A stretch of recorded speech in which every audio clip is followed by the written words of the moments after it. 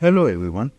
This is regarding a young stroke patient who came to us at the ER at Artemis Hospitals with age of 36, sex male, complaints of left-sided weakness, slurring of speech and facial deviation were noted at the time of ER admission. We then sent the patient immediately to CT stroke protocol, which comprises of MRI head, CT angio, head and neck vessels, and NCCT head. The MRI images that you see on the video of ADC and DWI sequences clarify the stroke at right globus pallidus and right putamen, with no large vessel occlusions seen on the CT angio of the brain and neck vessels. Patient power at the time of examination in the ER was right upper limb 5/5, right lower limb 5/5, left upper limb 3/5, and left lower limb 3/5. Since the patient was in time of receiving RTPA and with an NIHS score of 7, it was clear for us to thrombolyze this patient. All of this was achieved in a record time of door to needle of 45 minutes from the time of admission into the ER of the patient.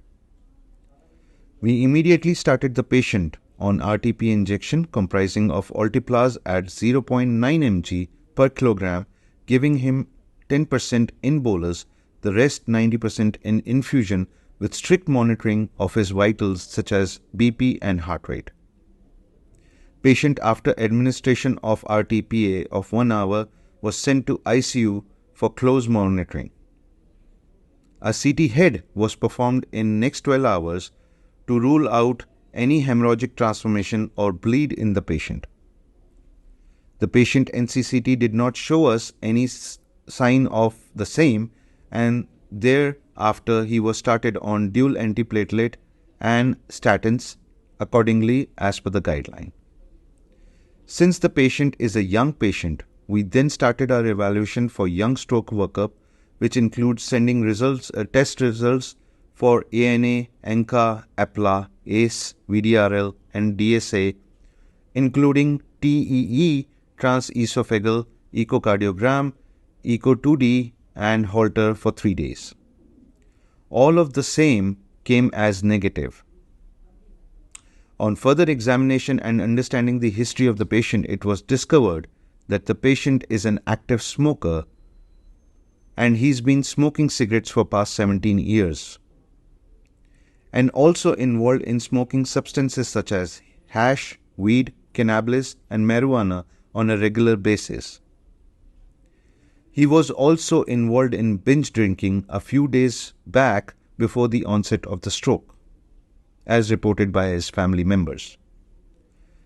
We then referred to a few publications that suggested the possibility of reversible cerebral vasoconstriction syndrome, which would normally not show up on the first few days of admission associated with such cases.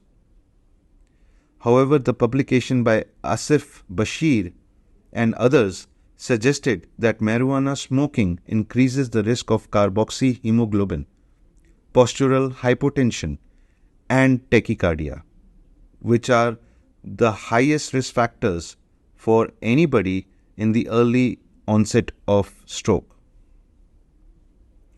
We then advised the patient and his family members to make changes in his lifestyle and habits, and accordingly we discharged the patient on dual antiplatelets plus statins with a regular advice of follow-ups in the OPD. That was all about this case. Thank you so much.